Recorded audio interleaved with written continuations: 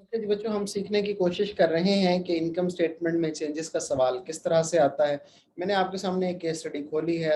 ये बुकलेट अगर आप देखेंगे तो उसमें से केस स्टडी नंबर 12 है। अच्छा, इसमें इनकम स्टेटमेंट हमें गिवन है। Income statement is front of, अगर आप देखें तो अपेंडिक्स ए में सेल्स रेवेन्यू गिवन है, कॉस्ट ऑफ सेल्स गिवन है, ग्रॉस प्रॉफिट गिवन है, ओवरहेड कॉस्ट गिवन है जिन्हें हमने थोड़ी देर पहले ऑपरेटिंग एक्सपेंसेस का, इंटरेस्ट गिवन है, नेट प्रॉफिट भी गिवन है, सारी चीज़ें ऑलरेडी गिवन है। इसके साथ साथ एग्जामिनर ने कुछ इन्फॉर्मेशन हमें प्रोवाइड की है। लाइन नंबर 65 67 से ऑनवर्ड इफ यू सी, अगर यहाँ पे आप लोगों को नजर आ रहा, the management consultant report was optimistic compare to the latest data available, the sales of the business could double within 1 year. तो पहली इंफॉर्मेशन हमें मिली कि सेल्स हमारी डबल हो सकती हैं। ओके, मूविंग फॉरवर्ड, आप लोगों को सबको नजर आ गया ना ये पैराग्राफ जिसकी मैं बात कर रहा हूँ। यहाँ से the management report was optimistic, यहाँ से मैं इसको पढ़ने की कोशिश कर रहा हूँ। ठीक है, okay. Compare to the latest data available, the sales of business could double, but overall company's gross profit margin would fall to 30%. The next information that is given to us is that the gross profit margin would fall by 30%. Okay, हम इसको भी देख लेंगे क्या करना है।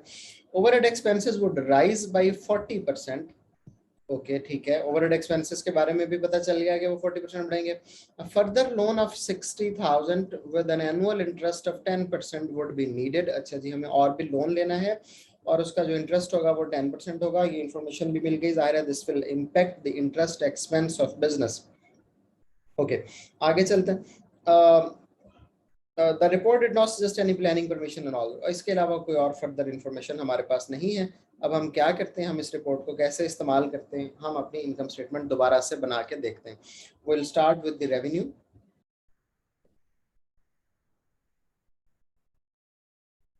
Revenue originally हमारे पास था 90 और उसके बारे में हमें इंफॉर्मेशन मिली कि रेवेन्यू हो जाएगा डबल। तो 90 multiplied by 2, answer is 180।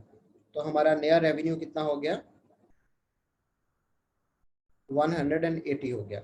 Cost of sales के बारे में हमें कोई भी इंफॉर्मेशन गिवन नहीं है, उसके लिए हम साइलेंस इख्तियार कर लेते हैं।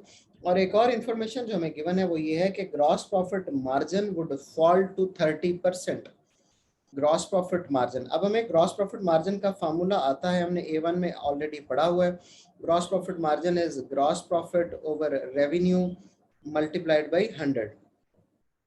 ओके, अब इस सारी सिचुएशन में हमें हमारे पास क्या चीज मौजूद है, नया ग्रॉस प्रॉफिट मार्जिन जो उसने हमें बताया 30% मौजूद है।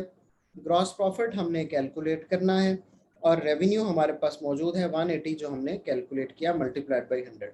अगर हम इसको कैलकुलेट करें तो हमारे पास ग्रॉस प्रॉफिट मैथमेटिकली जब इसको कैलकुलेट करें तो जो ग्रॉस प्रॉफिट निकलेगा वो होगा 54। इस इक्वेशन को मैंने सॉल्व किया।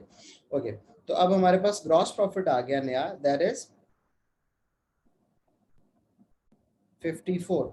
हम जानते हैं कि रेवेन्यू में से कॉस्ट ऑफ सेल्स माइनस की जाए तो फिर ग्रॉस प्रॉफिट निकलता है। तो हम थोड़ी सी रिवर्स कैलकुलेशन कर लेते हैं यहाँ पे, क्योंकि ग्रॉस प्रॉफिट ऑलरेडी हमारे पास मौजूद है। फार्मूला क्या है, रेवेन्यू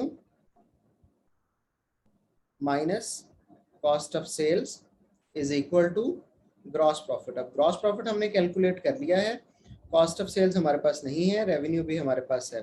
तो इस इक्वेशन को यूज करते हुए हम कॉस्ट ऑफ सेल्स भी कैलकुलेट कर सकते हैं। तो वो क्या होंगी, 180 माइनस 54, आंसर इज 126। तो ये हमारे पास कॉस्ट ऑफ सेल्स आ गई, ये हम यहाँ पे लिख लेते हैं।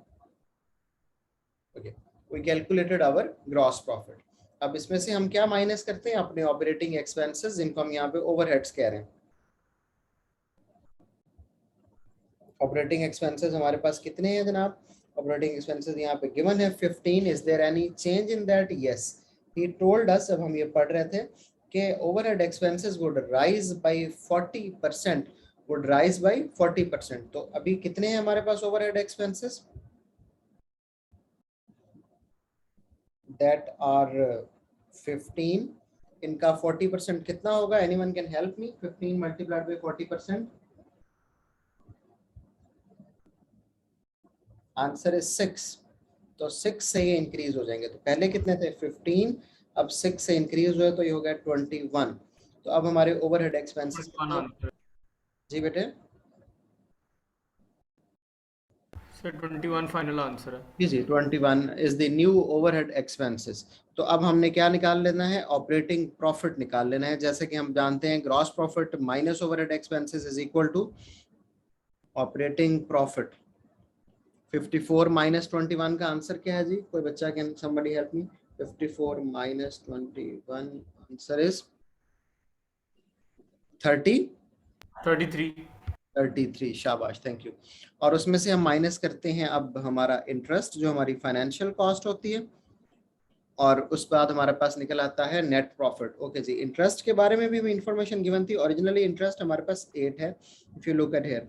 और उसके बाद उसने कहा था कि further loan of 60,000 with an annual interest of 10%।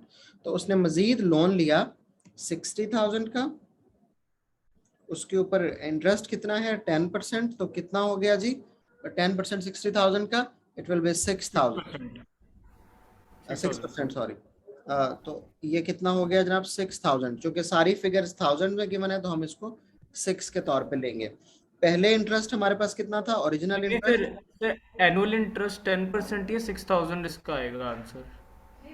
हाँ 6,000 का है ना? अच्छा ओके, तो मुझे एनुअल इंटरेस्ट 10% है। ओके, और 6 आ गया। ओरिजिनल इंटरेस्ट पहले वाला कितना था, इट वाज 8। 8। नया इंटरेस्ट कितना हो गया अब हमारे पास 14, दोनों को ऐड करके, जो नया हमने लोन लिया उसके ऊपर इंटरेस्ट और पुराना इंटरेस्ट। तो हम इंटरेस्ट को यहाँ से माइनस करेंगे अब, और हमारे पास आ जाएगा नेट प्रॉफिट। 33 माइनस 14 का आंसर क्या है बच्चों? 19। तो ये हमारे पास बन गई नई income statement. This is the way we solve this kind of questions.